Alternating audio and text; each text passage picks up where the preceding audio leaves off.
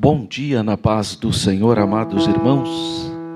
Graças a Deus por esse domingo abençoado, primeiro dia da semana. E chegamos na lição de número 12. A lição de número 12 tem por tema o banquete de Esther, denúncia e livramento. Nós estamos chegando então no final do estudo do livro de Esther. Nós estudamos o livro de Ruth e o livro de Esther. E agora estamos fechando, então, esses dois livros históricos. E o tema que foi proposto para o textuário está no livro dos Provérbios. Provérbio 21 e verso 1, que diz: como ribeiros de águas, assim é o coração do rei na mão do Senhor, e tudo quanto quer o inclina.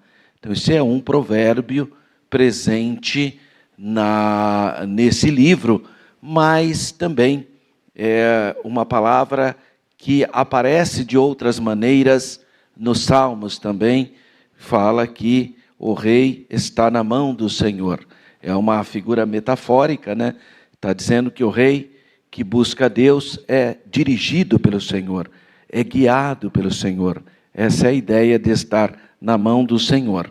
E a verdade prática diz que nós devemos reconhecer as autoridades humanas, mas não podemos atribuir-lhes um poder acima do que elas têm. Há um Deus no céu. Então, a relação Estado-Igreja tem que ser muito cuidadosa, porque a Bíblia diz para nós orarmos para as autoridades. A Bíblia diz que Deus estabelece reis e derriba reis. Tudo isso a palavra de Deus nos orienta. E nós, cristãos, temos que orar pelas autoridades, mas não aceitamos, em hipótese alguma, quando o Estado ou as autoridades querem ditar ou interferir na doutrina bíblica. Isso não é admissível e nem aceitável. Por isso que Pedro, em Atos, quando ele é preso e as autoridades judaicas querem que ele não pregue mais sobre Jesus, ele fala: olha, convém mais obedecer a Deus do que vocês, né? Então seria, se o Estado quiser impedir a obra de Deus, claro que nós não vamos obedecer, porque aí não tem sentido. Mas, caso contrário, Paulo fala muito sobre obedecer às autoridades, que elas trazem a ordem. E isso ele está se referindo, então, ao estado secular. Muito bem, a lição bíblica de classe está no livro de Esther. E eu quero convidar os irmãos para reverentemente se colocarem de pé para nós lermos. Hoje nós estamos com um defeito técnico, o irmão está tentando solucionar, por isso que você não está conseguindo acompanhar. Aí não deu para acompanhar o textuário, nem a verdade prática, e nem vai dar para você acompanhar a leitura bíblica. Mas você pode abrir a sua Bíblia no livro de Esther, capítulo 7. Os versículos são os seguintes, 1 ao 10. Quem não tem a lição, abra a Bíblia no livro de Esther, no capítulo 7, versículos 1 a 10, que você consegue acompanhar da mesma maneira, tá bom? Então vamos ler aqui com muita atenção, todos juntos. É a leitura congregacional. Vindo, pois, o rei com Ramã para beber com a rainha Esther, disse também o rei a Esther: no segundo dia, no banquete do vinho, qual é a tua petição, rainha Esther? E se dará. E qual é o teu requerimento? Até metade do reino se fará.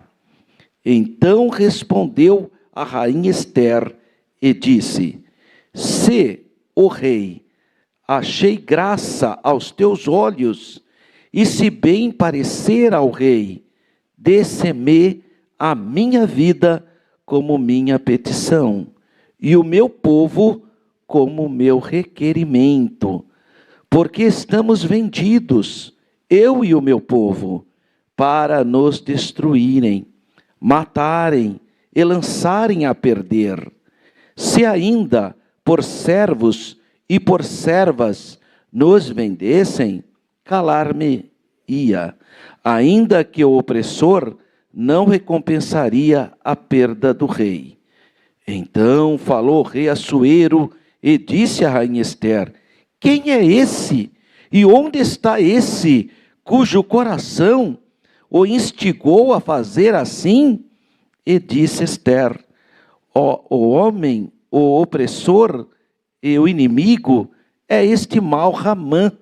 Então Ramã se perturbou perante o rei e a rainha. E o rei, no seu furor, se levantou do banquete do vinho para o jardim do palácio. E Ramã se pôs em pé para rogar a rainha Ester pela sua vida, porque viu que já o mal lhe era determinado pelo rei. Tornando, pois, o rei do jardim do palácio à casa do banquete do vinho, Ramã tinha caído, prostrado sobre o leito em que estava Ester. Então disse o rei: porventura quereria ele também forçar a rainha perante mim nesta casa? Saindo essa palavra da boca do rei, cobriram a Ramã o rosto. Então disse Harbona, um dos eunucos que serviam diante do rei: eis que também a forca de 50 côvados de altura que Ramã fizera para Mardoqueu, que falara para bem do rei, está junto à casa de Ramã. Então disse o rei: enforcai-o nela. E enforcaram, pois, a Ramã na forca que ele tinha preparado para Mardoqueu. Então o furor do rei se aplacou. Amém, irmãos? Vamos orar então. Pai Santo, Deus eterno, com ações de graças uma vez mais, te agradecemos pela leitura da tua palavra. Abençoa essa escola bíblica dominical. Todos que estão nos acompanhando nesse momento, que a tua boa mão, que a tua graça, que os teus ensinos possam nos orientar. Nos ajuda, meu Pai. Abençoa todos que estão acompanhando essa lição. Em nome do Senhor Jesus. Amém. Graças a Deus. Muito bem, meus irmãos. O nosso textuário está no livro de Provérbios. O livro de Provérbios, ele tem 3 grandes seções. E basicamente, o nosso textuário já está na segunda parte da segunda sessão, quando vai se falar sobre a pessoa que tem temor de Deus e a pessoa que não tem temor de Deus. E aí aparecem os conselhos para o rei. Aqui vem o conselho para o rei. Só que a metáfora, o elemento que ele vai usar é o elemento agropecuário. Nesse agro, na verdade, é mais agro do que pecuário, né? É mais ligado à agricultura. Porque o que ele diz? Ele fala como ribeiros de água. Então, isso mostra algo comum na época antiga, quando os agricultores faziam esse tipo de coisas. Eles abriam sulgos na terra, abriam canais de irrigação. Então ele fala como ribeiros de água, mas a ideia é, não é o ribeiro natural, é o feito pelo próprio homem, pela mão do homem, porque aí que ele vai fazer a comparação. Como o ribeiro que você faz com as mãos para que a água corra, e aonde a água corra traz vida, assim é o coração do rei na mão de Deus. Quando Deus dirige o coração do rei, traz também vida, traz alegria, como ribeiros de águas. Então, a analogia feita é de um agricultor trabalhando na terra. Lembrando que as civilizações antigas, elas não eram civilizações que foram apelidadas de civilizações hidráulicas ou civilizações ligadas à água. Todo o povo antigo as grandes civilizações se desenvolveram do lado de rios. Então você pega a Mesopotâmia, a própria palavra Mesopotâmia, Abraão era mesopotâmico, ele veio de Ur dos Caldeus. A própria palavra Mesopotâmia é uma palavra grega, vem de meso, meio ou entre, e potamos é rios na língua grega. Então fica região entre rios. Os gregos deram esse nome para a região onde Abraão morava, porque ali corria 2 grandes rios que nascem do degelo dos montes Taurus, na atual Armênia, e vem descendo até o Golfo Pérsico, que é o rio Tigre e o rio Eufrates. Então, região entre rios, Mesopotamos, Mesopotâmia. Abraão vem dessa região. Aí surgiu, basicamente, a primeira civilização, basicamente a escrita cuneiforme, surgiu dessa região.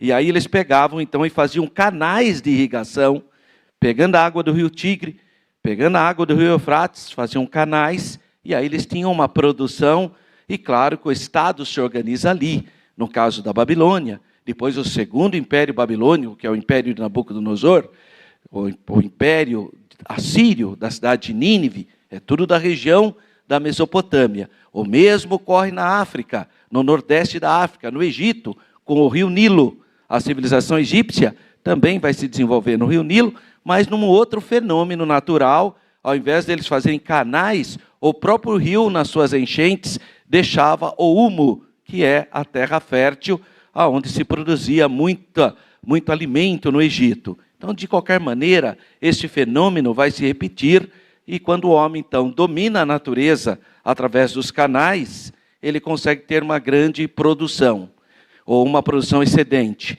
E aqui fala que, assim como o ribeiro, os ribeiros, ou seja, os canais de irrigação, traz produção, traz vida, assim também é o coração do rei, quando ele é governado, quando ele é dirigido pelo Senhor. Graças a Deus. Então, o nosso texto áureo está no livro de Provérbios, e a palavra hebraica de provérbio apenas é mishle. Mishle é provérbios.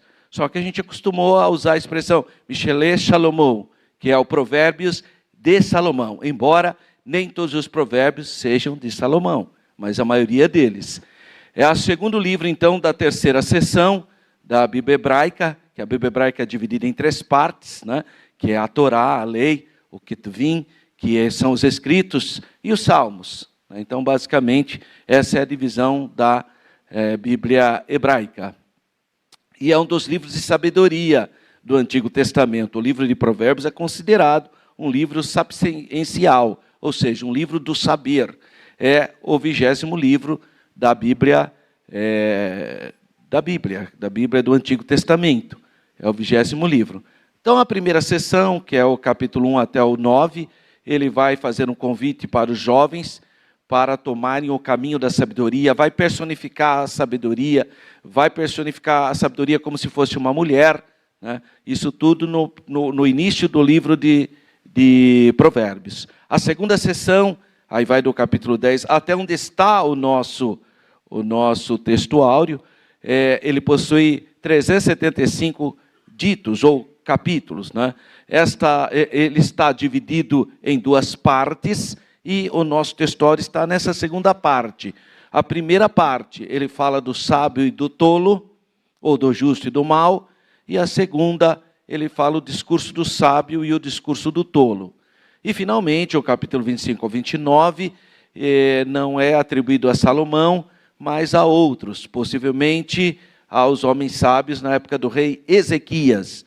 E ele contrasta o justo e o mal, seguindo quase uma mesma ideia, falando do rico e do pobre.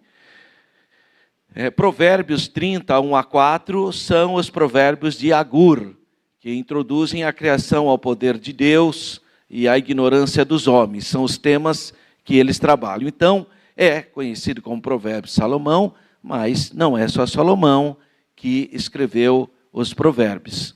Nosso textuário, então, está lá no capítulo 21, ou em Provérbios 21, verso 1, na segunda parte da sessão, que começa no 16. Então, se você quiser ter um entendimento mais amplo, comece a ler o 16 e vai até o 21. São 191 versículos, cada um com 2 linhas, porque é um poema.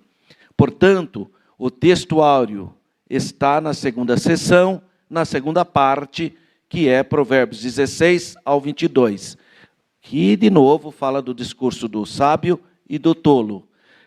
Não há nenhuma interrupção entre o capítulo 20 ao 21 de Provérbios. Essa divisão foi feita de maneira pedagógica para facilitar a leitura, mas no original você tem que ler do 21 a 20 ao 21 direto. E, especificamente, o nosso texto áureo fala como ribeiros de águas, assim é o coração do rei na mão do Senhor, tudo quanto quer o inclina. Então, um bom rei, um bom governante, ele deve ser dirigido por Deus. Ele não deve seguir os seus instintos naturais, mas ele deve buscar o Senhor, ter essa atitude. Mas não é só rei, né? Um bom pai de família tem que buscar a presença de Deus para dirigir a sua casa. Um bom pastor tem que buscar a presença de Deus para ser o dirigente do culto. Então, claro que todo mundo que está em liderança tem que ter essa percepção de ser governado por Deus. Por quê? Porque todos nós, como seres humanos, recebemos influências, boas ou ruins. Todos, não há exceção. Tem gente que vai, eu não sou influenciado com nada. Claro que você é. Óbvio que você é. Nós somos pessoas, portanto somos influenciáveis. Por isso que nós temos que orar todo dia, pedir para Jesus lavar o nosso espírito, a nossa alma e nossa carne, senão nós seremos manipulados por algo. Ou pela televisão, ou pela ideologia política, ou pela religiosidade. Nós seremos manipulados. Mas se o Espírito Santo estiver governando o seu coração, você será controlado pelo Senhor. Essa é a vontade de Deus para a minha vida e para a sua vida. Que eu e você sejamos controlados pelo Espírito Santo do Senhor. Mas não se iluda, nós somos influenciáveis. É por isso que você usa determinada roupa, por isso que você usa determinado corte de cabelo, porque você é influenciável. Não se iluda.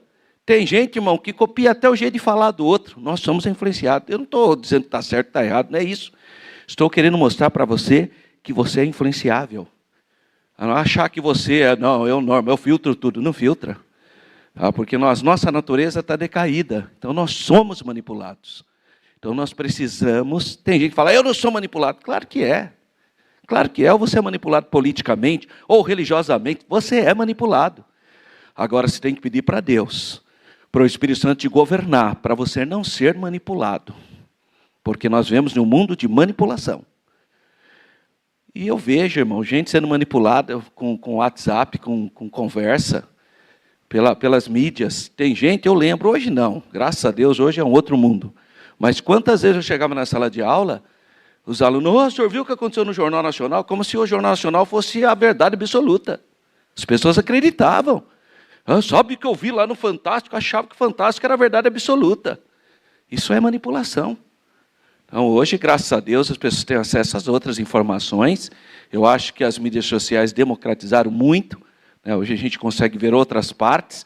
E se você não quer ser manipulado por notícias, você tem que ver todos os canais, não ficar dependendo só de um. Você tem que ter essa capacidade de ouvir outros e fazer aí as suas reflexões. Mas, infelizmente, a maior parte das pessoas são manipuladas por alguma palavra. Eu ouvi falar isso, eu ouvi falar aquilo. E daí que você ouviu falar, irmão? Tem que aferir. Né? Tem que aferir, não pode só porque falaram. Eu venho de uma formação teológica apologética, porque eu trabalhei no Instituto Cristão de Pesquisa. E lá a gente sempre aprendeu a desconfiar de qualquer fala religiosa. Falava, é igual os irmãos bereanos. Né? Vamos ver se a Bíblia diz isso. Vamos ver se o contexto da Bíblia permite isso. Não é porque, irmão, o irmão leu lá na Bíblia assim, mas você leu fora do contexto. Satanás também citou a Bíblia para Jesus, irmão. Satanás citou também o Salmo 91, fora do contexto, claro, né? Mas que ele citou. Então, é uma tentativa de manipulação. Então, se você for controlado pelo Senhor, aí Deus te guarda. Então, ore a Deus, tenha uma vida de oração. Peça, Espírito Santo, governa a minha vida. O Espírito Santo me orienta, porque senão, irmão... E fora pessoas que são extremamente manipuladoras, pessoas que choram, que se vitimizam, extremamente manipuladora. Mas se você tiver o dom do discernimento de espíritos, você não deixará ser manipulado por esse tipo de situação. Na vida religiosa é assim. O que tem de testemunho sem pé, sem cabeça, irmão? O que tem de conversa furada por aí, mas fulou, aconteceu isso, a toalha fez não sei o que lá. Tem cada misticismo religioso, irmão. Então nós precisamos palavra, estudar a Bíblia, orar, pedir o dom do discernimento de espíritos e não cair, porque a nossa tendência é ir pela aparência. Isso faz parte da nossa natureza, hein? Tá? O que você vê, você reflete. Cuidado, tenha discernimento da parte de Deus. Então, um bom rei é controlado pelo poder do Senhor. Eu gostei que ele colocou essa palavra poder. Essa palavra poder me remete ao dínamos, à atuação do Espírito Santo na minha vida, no meu coração.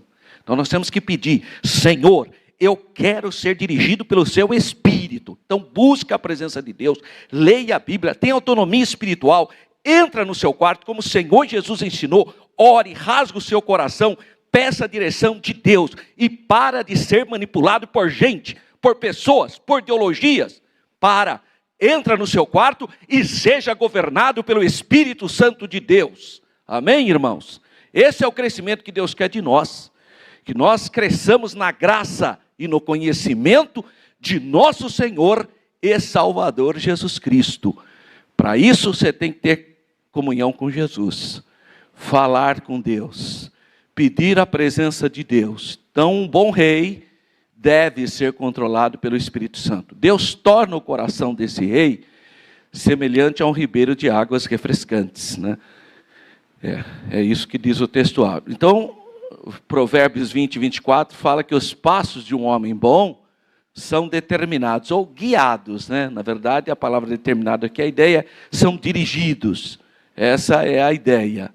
A lei é a fonte da vida, que atua visando o bem das pessoas naquele contexto, então, de Provérbios do Antigo Testamento, que a lei era isso.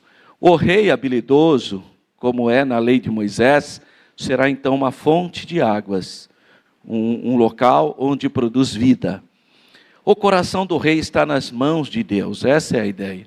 O coração do rei piedoso, o coração de uma liderança piedosa está na mão de Deus, tal como estão os planos de todo o povo, como diz Provérbios 16, 1 e 9. Então ele vai fazer lembrança a ribeiros de água, é o agricultor que está direcionando a água, cavando valetas. Por semelhante modo, o Senhor dirige o coração da liderança, falando rei aqui, porque na época era rei, né, irmão? Então eu estou fazendo uma adaptação cultural, já que hoje é qualquer pessoa que detém o poder. Então, como sucedeu, por exemplo, para o faraó, é Deus que entra com providência, com Tiglat-Pileser, lá em Isaías 10, 5 e 7. Ciro, o grande imperador do Império Medo-Persa, ancestral do rei Assuero, Isaías 46. Artaxerxes, descendente já do rei Assuero, Esdras e Neemias. E Provérbios 21, 30, que fala que o Senhor é soberano. Então a metáfora, ou a analogia, a comparação, é a mão. A mão como o elemento que faz ação e poder, visto que a mão é o principal instrumento de trabalho do homem. Por isso que ele fala mão, para você entender que é ali que você exerce, que você aceita ou recusa. Visto que Deus tem o rei em sua mão, pode fazer com ele o que bem quiser, não por causa do determinismo, mas por causa da sua presciência. Então, quando a Bíblia diz, e isso está lá em Romanos, que Deus endureceu o coração de Faraó, então tem gente está vendo, foi Deus que endureceu. Se Deus tivesse endurecido então o coração dele, então ele não teria culpa pelo que aconteceu, porque foi Deus que endureceu. Mas quando você lê Êxodo, você mostra que o coração dele já estava duro. Deus, sabendo que o coração dele era duro, só trouxe a luz próximo daquele barro. que o barro endureceu mais ainda.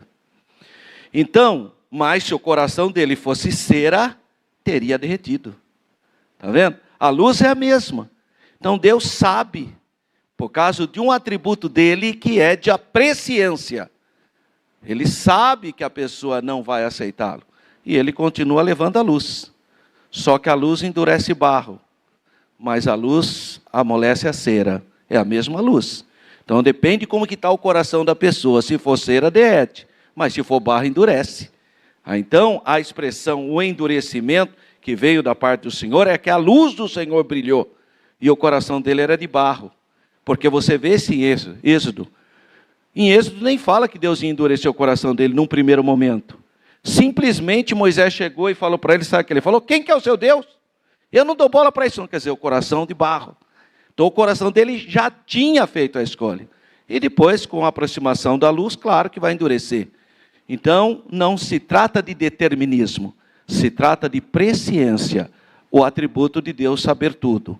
A figura por trás do versículo 1 de Provérbios, capítulo 21, ou Provérbios 21, provavelmente então é de um canal de irrigação, que um agricultor usava para dirigir a água para onde lhe parecia melhor, mais apropriado, a fim de obter o quê? Melhores resultados. Assim também se dá com o divino agricultor. Deus, como sendo o grande agricultor, por sua presciência, ele vai, obviamente, abençoar aqueles que têm um coração sincero, piedoso e que querem a bênção de Deus. E, por outro lado, aqueles que não querem, obviamente, sofrerão as consequências. Mas Deus quer que todos sejam abençoados. É a vontade de Deus. Eu disse isso. O pré-destino que Deus deu para toda a humanidade, sabe qual é? Salvação. A vontade de Deus, o que é o pré? Antes do destino. Antes do destino final de todos os homens, Deus quer que todos sejam salvos. Está lá, ele falando a Timóteo, Paulo escreve, quer que todos os homens sejam salvos. Ou escrevendo a Tito, a graça de Deus se é manifestada, trazendo salvação a todos os homens. Então, o destino final de Deus para todos é salvação. Mas nem todos querem a salvação. Mas aí é a decisão sua. Quem crer e for batizado será salvo. E quem não crer será condenado. Então, a vontade de Deus é que todos sejam governados e abençoados. Mas se o homem não quer aceitar, essa aí é a responsabilidade do homem. Não adianta vir depois culpar Deus porque foi determinado. Não foi, não. É você que não quis aceitar a bondade do Senhor. Então, a nossa lição, ela é uma lição que dá continuidade da última. Quando a gente viu a ação de Deus ali na cidade de Suzã, que na época estava a capital do Império Medo-Persa. Mardoqueu foi honrado à força, né? Porque o Ramã, esse Ramã, irmãos, tudo que ele falava parece que dava o contrário, né? Ele veio com aquela história querendo ser honrado e acabou honrando o principal inimigo dele, Mardoqueu. E agora vai acontecer de novo a mesma coisa. É impressionante. Até a mulher e os amigos de Ramã já prenunciavam então a sua derrota. E isso tudo será resolvido nesse segundo banquete oferecido por Esther. Então vamos lá, o banquete e a denúncia, que é o contexto do livro de Esther. A instabilidade que ficou a Naamã. Então aquele dia tinha sido um dia terrível para Naamã. Cedo saiu de casa com um plano, com um projeto de conseguir o quê? O favor do rei para enforcar quem ele achava que era o inimigo dele, que era o Mardoqueu, só porque o Mardoqueu não lhe prestava honra, ele achou que era o inimigo total dele. Durante o dia serviu de guia turístico para o Mardoqueu, né? Porque ele era o principal da Média e da Pérsia, então ele mesmo teve que pegar o cavalo do rei, Assuero, onde estava montado Mardoqueu, com a veste real, com a coroa real, como se fosse um rei mesmo.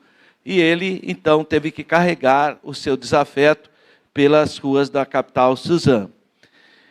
Quando ele chegou em casa, enquanto ouvia uma sentença totalmente desfavorável, chegaram os servos do rei para levá-lo para o segundo banquete. Esse banquete preparado pela rainha Esther. Ramã estava perturbado, claro. Ele estava, imagina como ele se sentia humilhado. Porque tudo que ele tinha feito deu ao contrário. Isso é normal de um ser humano. Quando você vai fazer uma coisa e dá tudo errado, você fica chateado, você fica humilhado, você fica perturbado. Isso aí, a gente até consegue entender essa humanidade de Haamã. Ir a um banquete naquelas circunstâncias deve ser muito desconfortável, né? É a mesma coisa você ter que ir numa festa quando você não está bem. É complicado, né? Às vezes a gente até recomenda para a pessoa nem ir, porque é capaz de estragar a festa, né? Fica aquela cara de, né? Aquela cara que estraga o ambiente, né? Um ambiente de alegria, a pessoa fica aquela carona, né? Vamos falar aqui com a tromba, né? Então é chato. Então, claro que ele estava desconfortável, ele tinha acabado de passar por uma experiência de humilhação perturbadora, né? Ele foi lá, tinha certeza que o rei ia homenagear ele tinha certeza absoluta. Quando o rei falou, o que eu faço para a pessoa que eu estou satisfeito com ela? Ele falou, só pode ser eu. Olha aí que fraquezinha do irmão. Falei, só pode ser eu essa pessoa. Então criou um ritual, inventou uma coisa que ninguém viu aquilo até hoje. Ele inventou, só para ser honrado. E no final ele mesmo foi que executou o que ele gostaria que fosse para ele, para o seu principal adversário, na cabeça dele, né? O banquete do vinho. O banquete para o qual Esther convidou Assuero é chamado de banquete do vinho. Isso está escrito em Esther 7:2. O contexto é o Império Medo-Persa. Assim como os demais reinos pagãos de toda a história, o uso do vinho era comum. Claro que o vinho tem significados para cada povo diferente, né? Nesse caso, no caso deles, eles usavam o vinho para alegrar o coração. Pelo menos eles diziam isso, né? Mas o vinho também é alimento na região do corredor do Mediterrâneo. Todo o Mediterrâneo, o vinho era usado como alimento também. Então não era só, o problema era o uso excessivo do vinho, mas o uso do vinho era como alimento. Basicamente eles tomavam vinho e comiam pão. Basicamente esse era o alimento, salvo aqueles que tinham acesso a vegetais, etc., ou a carne de caça, etc. Mas o alimento mais comum era vinho e pão. O vinho também não era bem o vinho puro, era um vinho meio misturado, porque eles não ingeriam tanta água com medo de a água estar contaminada. Então é melhor tomar vinho, né? Que é uma maneira de você não pegar as doenças da água, né? Então eles basicamente, ou então tomavam leite, era uma outra, se tivesse cabra, tomava leite. Então acabavam tomando leite, ou então o vinho, pegava a água dessa matriz, vinho ou leite. A água mesmo, como não era tratada, então eles tinham uma certa preocupação. Não é que eles não tomavam água, eles tomavam água, mas todo mundo sabe que a água, dependendo se tivesse um animal morto, alguma coisa, você ia ingerir doenças, né? Lembrando que tem muita guerra na antiguidade, corpos de pessoas mortas, é uma coisa complicada. Então, eles usavam vinho não só para esse tipo de situação, mas também nas festas existiam cultos religiosos que era regado a vinho. Dionísio, por exemplo, uma divindade pagã, a principal banquete deles era regado com vinho. Tá? Então, por isso mesmo ele é considerado como deus do vinho, né, no mundo romano. Mas esse é um mundo que veio posterior ao Império Medo-Persa. Nós estamos falando de um momento anterior a isso. Em Israel, o vinho sempre foi alimento, no povo judeu. Por quê? Porque o vinho é um dos frutos, ou melhor, a uva é um dos frutos da Terra Santa. A videira, a figueira, a tamareira, a romeira, romã. Então, são frutos, a azeitona, né, a oliveira, o trigo e a cevada. É a base alimentar daquele povo, né? Agora, claro que o vinho era comum. Jesus foi num casamento que tinha vinho, irmão. E tem gente que fala que Jesus, não, mas claro, não era vinho, não. Era suco de uva. Claro que não era suco de uva. Era vinho mesmo. Era vinho mesmo. E tanto é que o mestre ficou maravilhado com o vinho, que era o melhor vinho que Jesus... Agora, claro, é um contexto cultural, irmão. Agora a pessoa fica torcendo. Por que ficar torcendo? Com medo que os irmãos passem a beber vinho? Não, senhor, nós não temos esse costume, irmão. Por que os missionários Daniel Berg e Gunnar Wingre baniu o vinho da Assembleia de Deus? Não só o vinho, baniu a bebida alcoólica da igreja. Por que eles fizeram isso? Porque quando eles chegaram em 1910, 1911, em Belém do Pará, ele encontrou milhares de pessoas na cachaça, caída na rua. Tabaco e cachaça foi o grande inimigo dos missionários quando eles chegaram. Aí eles pregaram para Jesus libertar do vício e libertou pessoas da cachaça, da aguardente e do tabaco. E a Assembleia de Deus nunca mais aceitou isso aí. Tem igreja que aceita, irmão, por isso tem gente, coitado, que bebe até hoje e é dessas igrejas aí por aí. É outra tradição. Nós não, irmãos, nós tomamos esse cuidado porque nós sabemos como que as pessoas podem destruir sua família, destruir sua moral, destruir seus princípios por causa de bebida alcoólica. Então nós temos uma história. Por que que nós proibimos? Agora não precisa exagerar, né, irmão? Só porque nós proibimos, vai ficar inventando coisa? Não, irmão, o vinho da Santa Ceia lá não era vinho. Claro que era vinho, irmão. Tanto é que Paulo, no capítulo 11 de Coríntios, ele fala abertamente. Uns ficam com fome e outros se embriagam. Você vai embriagar com suco de uva, irmão? Não é possível. Então, claro que era vinho. Agora, nós não tomamos bebida alcoólica. A Assembleia de Deus orienta os crentes a se libertem disso. Porque o que parece como uma coisa social, em uma fraqueza sua, vira uma confusão, um transtorno e um prejuízo espiritual, ao ponto do próprio apóstolo Paulo, ensinando aos Efésios, disse: não embriagueis com vinho em que há contenda. Agora você vai tomar uma coisa que pode haver contenda? Quer dizer, você vai desobedecer a palavra do Espírito Santo só por um prazer de uma coisa alcoólica para tirar você, para você ficar... Quem tem o Espírito Santo não precisa de nada que venha trazer algum tipo de sentimento carnal, porque bebida evoca a carnalidade. Tudo que traz a carnalidade, evite, irmão. Você é santo, você é templo do Espírito Santo, então não ceda, porque começa por uma sessão, até a pessoa ficar alcoólatra. É isso que nós temos assistido. Então nós lutamos sim contra a bebida. E se dependesse da Assembleia de Deus, toda a firma de álcool estava falida. Só álcool e gel que não, né, irmão? Todo tipo de bebida estava falido se dependesse da Assembleia de Deus. Por isso que a turma da bebida não gosta da Assembleia de Deus. A turma da bebida tem ódio da Assembleia de Deus. Porque essa cervejaria, esse negócio de vinho, estava falido se dependesse da Assembleia de Deus. Quer ver outra coisa que estava falido se dependesse da Assembleia de Deus? Toda a indústria do tabaco estava falida. Se tivesse só crente da Assembleia em Cuba, já tinha falido o país, porque não tem tabaco com nós, não. Aqui não tem cigarro, não, irmão. Irmão, mas eu vi um irmão fumando. Ele não é novo, nascer de novo. Ele precisa nascer de novo. Então aqui tem que nascer de novo. Tem que ser lavado pelo sangue de Jesus. O seu corpo é o templo do Espírito Santo. Tem que o Espírito Santo é glorificado na sua carne, na sua atitude. Não ao pecado, não ao álcool, não ao tabaco, não há nenhum tipo de promiscuidade, porque o povo de Deus é santo, foi chamado para ser santo, tem o Espírito Santo, portanto seja santo, porque o nosso Deus é santo. Amém, irmãos? Glória a Deus.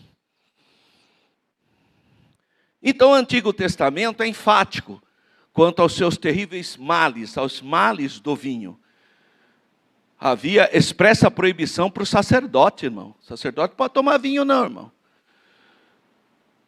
É que essa turma fala que eles não vivem na lei, né? Vivem na graça. Por isso. Aí enche a cara, eu vivo na graça. Só que sabe o que me chama a atenção dessas igrejas? É que eles falam que a mulher não pode pôr traje masculino e nem o homem pôr traje feminino. Não pode por quê? Porque a lei de Moisés fala, vai entender. Ué, ele não vive na graça? Então não precisava então por citar a lei de Moisés, porque a lei de Moisés que fala, não porás o homem em traje masculino e nem a mulher o traje feminino. A gente não põe. Sabe por que a gente não põe? Porque a gente segue toda a Bíblia. Agora eles ficam lá pensando o que lhe interessa, só para justificar a bebedice deles? Não, senhor. Não vem com essa conversa não. Ó. É proibido, expressamente proibido, que o sacerdote usasse do vinho, numa demonstração da necessidade de se fazer uma clara distinção entre o que é santo e o que é profano. Então a abstinência total do vinho era condição também para o voto do nazireado. Quem é separado, quem é santo, não permitia nenhum tipo de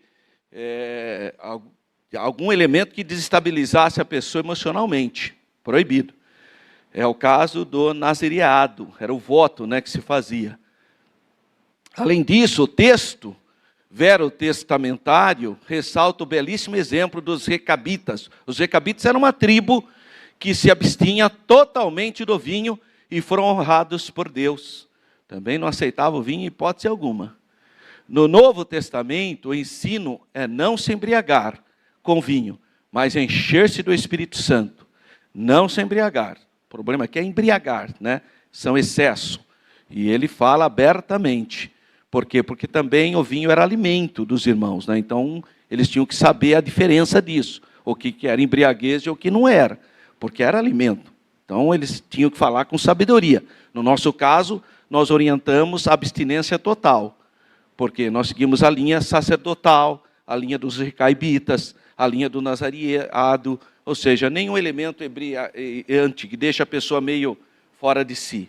Isso não glorifica a Deus. Devemos fugir, então, de toda aparência do mal e nos abster totalmente de tudo o que não convém aos santos.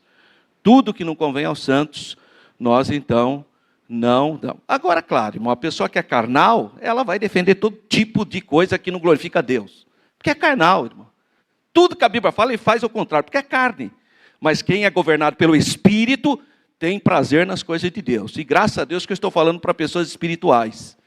Graças a Deus. Porque se falar isso para uma plateia carnal, sabe o que vai acontecer, né?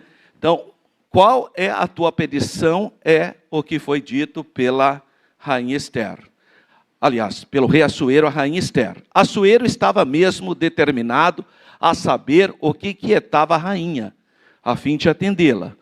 Bom, o fato de Esther comparecer em sua presença, inclusive correndo risco de morte, ou risco de vida, né? O risco de morrer, né? Ou o risco de viver, né? No primeiro banquete, ter mantido suspenso quando o que lhe afligia, porque ele não sabia no primeiro momento, né? Deve ter levado, claro, porque o rei Assuero era rei, mas era um ser humano, né? Ele deve ter ficado curioso, né? O que ela teve coragem de vir na minha presença? O que está acontecendo? Então, ele, claro, que ficou com uma suspeição, porque qualquer um de nós ficaríamos, né? A pessoa fala, quero falar com o irmão. Você fica meio ali, o que será, né? Então, fica aquela... No caso, ele ficou meio... Deve estar acontecendo alguma coisa. Então, a prontidão dele, ele falou lá, qual é a sua petição, rainha Esther? Qual é o teu requerimento? Até metade do reino se fará. Então, ele já foi falando já, porque ele falou, acho que vai pedir dinheiro, sei lá, se fosse hoje, é cartão de crédito, né, para fazer compra, sei lá, alguma coisa. Ó, metade do reino é seu, já falou logo. Tá? Eu não sei qual é a sua petição. A essa altura, talvez o coração da rainha estivesse acelerado, né? Estava com arritmia, né? Estava acelerado, porque ela não sabia qual seria a reação, porque ela sabia que o Ramã era amigo do rei. O Ramã era o homem de confiança do rei Assuero. Era o principal do império medo-persa. Então, é uma situação muito traumática para Esther. Ele estava lá antes dela. Então, ela estava diante do rei e do algoz dos judeus, que é o Ramã, e teria que ser firme em sua declaração. Esther se revelou uma mulher forte, determinada, decidida, e ela denuncia o Ramã, ela fala mesmo. E a Bíblia diz que a mulher virtuosa sabe abrir a boca com sabedoria, sem perder sua compostura, né? A Bíblia diz isso. A fúria do rei contra a injustiça. O rei ficou bem enfurecido. Esther detalhou ao rei o que tinha acontecido, o que ela queria era a preservação do seu povo, porque estamos vendidos, eu e o meu povo, para nos destruírem, matar e lançarem a perder. Então Esther fez ver ao rei o absurdo do plano do Ramã, que era um plano de extermínio. É o plano do Hitler, exterminar o povo judeu. Era o plano do faraó, em matar todo menino no rio. Esses são planos diabólicos para exterminar o povo de Deus, da onde viria o Messias, o Redentor. Então, Esther mostrou isso. E Esther disse que não queria incomodar o rei. Ela estava ali por uma questão justa, né? E o rei perguntou, mas quem que fez isso? O rei nem imaginava que o Ramã tinha tomado essa atitude. Então a pergunta de Assuero até parece estranha, né? Não era razoável que ele não tivesse conhecimento da atitude. Ele não lembrou que ele mesmo assinou o decreto lá, né? Claro, você acha que ele ia imaginar que era esse povo, era o povo da esposa dele? Quer dizer, talvez ele até pensou assim, não deve ser aquele decreto, porque não é possível que o meu primeiro-ministro ia me afrontar dessa maneira, né? Porque ia mandar matar a própria esposa. Então, ele não conseguiu nem ligar as pontas, né? A extensão do decreto que ele tinha assinado. Ele não conseguiu falar, não, ele não conseguiu entender. Todavia, não se pode presumir que um rei ou qualquer governante saiba em detalhes tudo o que acontece sobre o seu governo. Não é possível mesmo. Por isso que ele tem secretários, coordenadores. Então, por isso que é uma estrutura hierárquica que existe na administração pública. Então, tem hora, esse prefeito não está vendo o posto de saúde. Claro que ele não está vendo, está lá na ponta. Alguém tem que falar para chegar até ele. Aí você tem uma série de pessoas, fiscais, a promotoria, tem uma série de local, ouvidoria, tem um monte de situações, o próprio a Câmara de Vereadores. Então, no nosso caso, tem várias situações para chegar até o prefeito. Tem muita coisa que o prefeito, como que o prefeito vai saber? Então, às vezes isso acontece na igreja, nem o pastor nem está sabendo. Uma pessoa, aconteceu algum conflito, o pastor não está sabendo, por isso que tem diáconos, por isso tem presbítero, por isso tem pastores auxiliares, por isso tem a irmã do círculo de oração, para poder. Agora, como que o pastor vai saber isso? O pastor às vezes nem está sabendo. E a pessoa, às vezes, está vendo, o pastor não toma nenhuma atitude. O pastor nem está sabendo, irmão. Então, nós temos que entender que o contexto ali foi esse. Um administrador, que é o Ramã, levou para ele uma ideia, ele nem se tocou que tinha essa dimensão, nem sabia que povo era esse, simplesmente assinou. E era contra a própria esposa dele. Então, claro que imagina a hora que ele ficou sabendo do ardil do próprio ministro dele. Falou, esse cara está de brincadeira, né? Mandou eu assinar um decreto do povo da minha esposa, da rainha da Pérsia. Esse cara está... Só que também o problema é outro. O Ramã também não sabia que a Esther era judia. Olha que fraqueza do Ramã. Como que ele faz um decreto sem saber que a rainha era judia? Olha aqui. Mas o Ramã não sabia. Talvez, se ele soubesse, ele não teria agido assim. Talvez, né? É uma possibilidade. Então, às vezes, até os pais escapam fatos próximos dos seus olhos, né? Isso ocorre, às vezes, na nossa família, né? Às vezes está lá um filho com problema e você não percebe. Tá? Não era de todo, então, irrazoável que Assuero estivesse surpreso com essa notícia. Então, a surpresa deveu-se ao fato de saber que se tratava do povo da rainha. Quando ele ficou sabendo que a rainha era judia, ele falou, mas o que é isso? Esse Ramã é doido. Como que ele faz um plano e manda eu assinar que vai matar o povo da rainha? Que metade do reino é dela. Veja que contradição. Só que eu fico pensando na situação do Ramã. Porque o Ramã, nem ele sabia. Esse é o problema. Ou se sabia, aí foi muito mal assessorado. Porque não tem lógica o que ele fez. O decreto que ele fez, o rei assinar, não tem o menor sentido se ele soubesse que a rainha era judia. Como a rainha ocultou essa informação pelo próprio Mardoqueu falou, você não vai dizer que você é judia. Então, talvez, de fato, não chegou até o entendimento dele. Mas é muito perturbador para o Ramã. A hora que ele estava lá no banquete, a rainha falou, é o meu povo. Nossa, imagina. Se para o rei foi um absurdo, imagina para ele.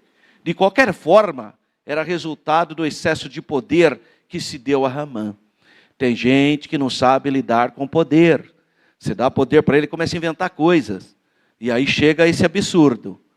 Mas, conquanto tivesse concedido amplos poderes a Ramã, que é o Agagita, o quadro agora era outro. Por quê? Porque Assuero amava a rainha, né? Então, entre quem ele deu poder e a esposa dele, ele ficou com a esposa dele, claro. Ramã foi longe demais, mas foi mesmo. Nas famílias ou em qualquer grupo social, a convivência legítima deve ser respeitada. Então, cuidado, muito cuidado, né? Tem que respeitar as famílias e todos os membros da família. Cada um deve entender seu próprio limite e não abusar de direitos ou medir força, porque isso não é saudável. Fazer isso é atrair o mal para si, em um efeito bumerangue, né? Você lança, mas ela volta. Então, foi o que aconteceu com Ramã. Ele jogou e caiu nele mesmo. Tá? A terrível reação do rei. Então é provável que a consciência de Assuero tenha sido ativada quando ele entendeu o que estava acontecendo. A injustiça que tinha sido feita. Aí ele ficou muito bravo. Com toda firmeza, Esther respondeu ao rei, face a face, na frente do Ramã: o homem, o opressor e o inimigo é este mau Ramã. Foi a sentença dele, né? Ali não havia mais solução. Então Deus nos capacita, no momento certo, a erguer a voz em favor dos que não podem se defender. Isso está escrito em Provérbios 31:8. Esther não agiu de forma temerária. Eu estou pensando, não, ela foi firme. Ela não instigou motim ou qualquer expediente violento. Ela foi logo no problema e foi cirúrgica. Manteve sua confiança em Deus e soube agir na hora certa. Nós precisamos orar para Deus nos dar graça para que você, quando tiver que agir, haja na hora certa e de maneira certa. O rei Assuero ficou furioso, saiu do banquete, bravo, foi para o jardim. A essa altura, o Ramã estava apavorado, desesperado. A reação que teve foi o quê? Pulou lá os reis da Pérsia. Eles não têm sofá que nem o nosso, não é esse modelo. São almofadas, normalmente eles ficam literalmente deitados em almofadas, são sistemas diferentes. E o jeito que ele pulou para pedir misericórdia, pegou mal, porque a rainha provavelmente ela estava deitada nas almofadas. Então quando ele pula em cima dela para pedir misericórdia, ele foi pedir misericórdia. Mas o rei olhou e viu e achou outra coisa. O rei achou uma afronta, porque um homem na Pérsia não pode tocar em uma mulher. Não pode. Mas o desespero, para ele pedir pela vida dele, ele comete um outro erro, outra quebra de protocolo, né? E aí foi gravíssimo. A situação ficou ainda pior. Porque o rei tinha saído, tinha ficado só os dois lá. E estava passeando. Quando o rei olhou, ele interpretou mal. Ele viu o Ramã pulando em cima da Esther. Mas não é que ele estava pulando em cima da Esther com pensamentos errados. Ele estava pedindo pela misericórdia dele. E o rei interpretou mal o assunto. O rei voltou do jardim e viu o Ramã prostrado sobre o divã da rainha e fez uma péssima interpretação, né? Ramã estaria querendo desonrar a rainha. Aí já é uma interpretação meio de pessoa que está nervosa, né? Pessoa que está nervosa interpreta tudo errado, né? Quanto mais, por isso que numa discussão precisa tomar cuidado, porque tudo que você fala piora. Pode ver. Porque o nervo, sabe, o nível de estresse, aí as interpretações ficam tudo errado. Você fala A, a pessoa entende B, você fala C, ela entende D. Raramente, quando está num calor de uma discussão, raramente você falando vai resolver. Tem hora que é melhor ficar quieto, não adianta. Nenhuma discussão, quando os estresses estão muito avançados, né, muito à flor da pele, não vai dar certo. Então o rei estava bravo, né, irado por ter assinado algo que ia contra a própria rainha. E a hora ele vê a cena, interpretou errado. Achou que o Ramã, você acha que o Ramã ia ter cabeça para querer forçar a rainha? Imagina, coitado. Ele estava pedindo misericórdia, mas o interpretamento foi errado.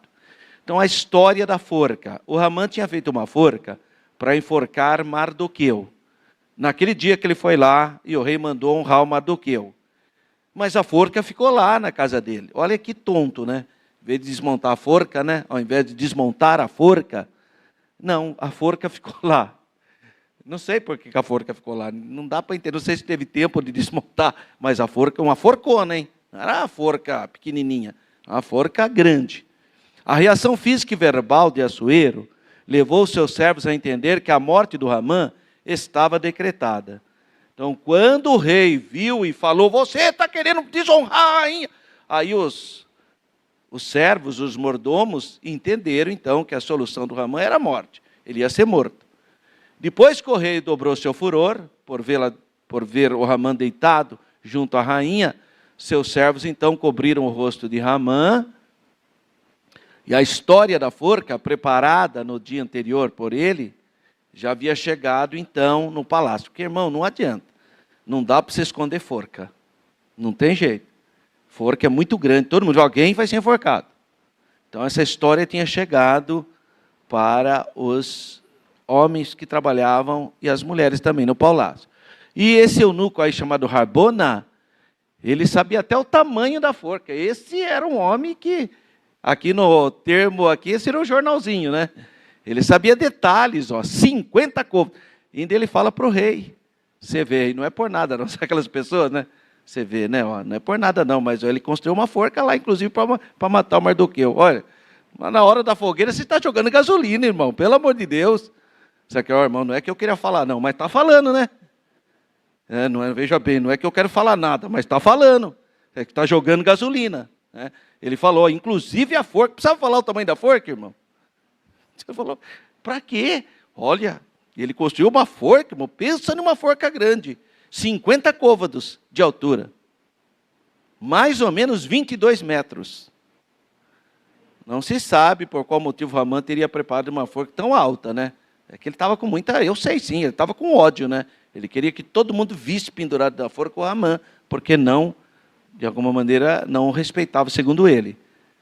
Ele queria mostrar, né, o seu poder. Mas os ventos mudam, né, irmão? Até aquele dia, à exceção de Mardoqueu, todos os servos e açoeiros se inclinavam e se prostravam diante de Ramã. Até aquele dia. Mas talvez ele não fosse tão querido assim na corte, né? Porque se ele fosse, você acha que alguém ia falar, olha, e ficava quieto, né? Não era para todo mundo ficar triste. Falou, coitado, né? Puxa vida, será que foi uma simplicidade da parte dele? Sei lá, alguém ia tentar. Ninguém intercedeu. Quer dizer que ele era mal visto na corte. Tá? Bastou uma oportunidade para um dos oficiais do rei ter o incitado, sugerindo a execução, informando o açoeiro da forca preparada por Ramã. O açoeiro está bravo, está nervoso, e uma pessoa ainda fala que tem uma forca lá esperando por alguém para ser enforcado, é demais, né, irmão? Então você vê que a corte não tinha tanta simpatia pelo Ramã. Em ambiente de poder, às vezes impera um certo grau de sistema de conveniência, mas não há amizade. Mas só, irmão, que eu vou falar uma coisa aqui para vocês. O mundo é assim também. Cuidado, a gente está no mundo, às vezes você pensa que você tem muitos amigos lá no mundo, muita amizade. Cuidado, hein? Que o mundo, para ele mudar, é facinho. Tá? Cuidado. O mundo não é seu amigo, não. As coisas do mundo lá não é, não. A pessoa precisa ter temor de Deus, porque hoje você pode estar bem, então as pessoas podem estar te respeitando, mas amanhã pode ser um outro quadro, porque as coisas mudam rápido. Tá? Eu lembro de uma pessoa que me tratou muito mal, mas muito mal mesmo. Mas eu não falei nada, eu fiquei quieto. Foi extremamente grosseiro, tal. Nem foi comigo, foi com meu irmão. Mas eu fiquei quieto, nunca disse nada. E aquela pessoa que foi extremamente grosseira com meu irmão não sabia que eu trabalhava na Procuradoria Jurídica do município. E um dia que eu estou lá, passado tempo, chega a pessoa ficou branca, ficou perplexa, porque eu que ia atender ele. Ele me entregou o processo, eu preciso com urgência. Falei, tá bom. Não disse nada. Ele sabia que eu simplesmente deixei lá. Não é a minha prioridade. Por que eu vou? Então, cuidado. Cuidado, irmão, porque as coisas passam. É a história do outro lado do balcão, né? Trate bem as pessoas. Paulo fala, não canseis de fazer o bem. Eu não fiz mal para aquele homem, não. Só entrou na fila, né? Fila de quase 20 anos. Só isso. Porque a burocracia. Poderia ter dado uma força, né? Se ele tivesse sido elegante, educado. Era só isso. Mas não. Essa pessoa grosseira, mas então fica lá. Então, procura ser agradável com as pessoas. Você não sabe. Depois você encontra a pessoa lá, a pessoa está revestida de poder, como é que faz? Aí tem que ficar agradando, tem que ficar... Não, irmão. Seja sincero, trate bem todo mundo. Não importa se a pessoa está bem arrumada ou mal arrumada. Não importa se a pessoa tem dinheiro ou não tem dinheiro. Não importa se a pessoa é culta ou inculta. Trata todo mundo bem, abraça, trata com carinho. Lembra do Ramã. É fácil, é só lembrar do Ramã. Aqui um dia é o bambambam, no outro dia está enforcado. Então, em ambientes de poder, às vezes, impera um certo grau de sistema de conveniência, mas só que isso muda rapidamente, né? O Harbona, talvez, até tenha feito parte do grupo de amigos do Ramã. Vai saber, né? Ele era mordomo, era amigão do peito lá do Ramã. Na Bíblia não fala isso, né? Mas pode até ser. Mas a primeira oportunidade, ele falou, tem uma forca lá que ele fez. Agora soube-se ser bem perspicaz, né? Para sugestionar ao rei a forca do seu superior, né?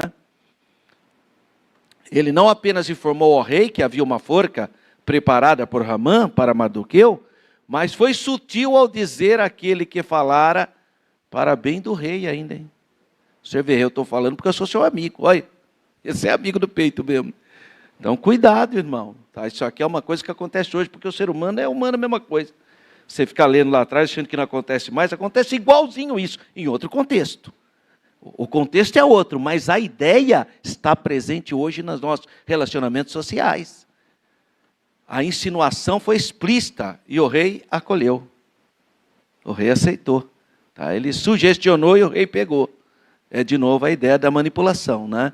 Então, para nós fecharmos, Deus não tem prazer na morte do ímpio, não tem. Qual é a vontade de Deus? Que o ímpio vive e se converta. Ele quer que todos se convertam. É o espírito rebelde do homem, decaído pelo pecado, que leva à perdição. É ele mesmo, não é? Amã deu lugar ao ódio e planejou de forma implacável, cruel, a morte do Mardoqueu. E todos os judeus do Império Medo-Persa. Final, resultado dele, foi enforcado na própria forca que preparou. Que o Senhor guarde o nosso coração de toda maldade. Nos guarde, que possamos ter equilíbrio, respeitar. A gente nunca perde em fazer o bem, graças a Deus. Bom, se não houver nada de extraordinário, nós vamos fazer a nossa viagem no dia 23 de novembro, até o dia 1º de dezembro, agora desse ano. Nós vamos por Londres, Guarulhos, Londres, Tel Aviv. Ore por nós, para que Deus abençoe, para que a gente possa fazer essa viagem abençoada. E quem quiser, porque eu sei que no Brasil inteiro estão acompanhando a nossa aula, ainda dá tempo, ligue aí para Renova Turismo, 32 41 24 24. Última aula nossa, olha que bênção.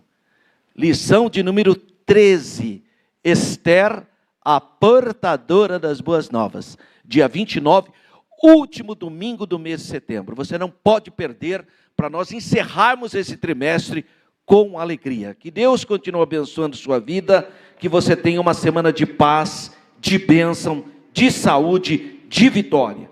Fiquem todos na paz do Senhor.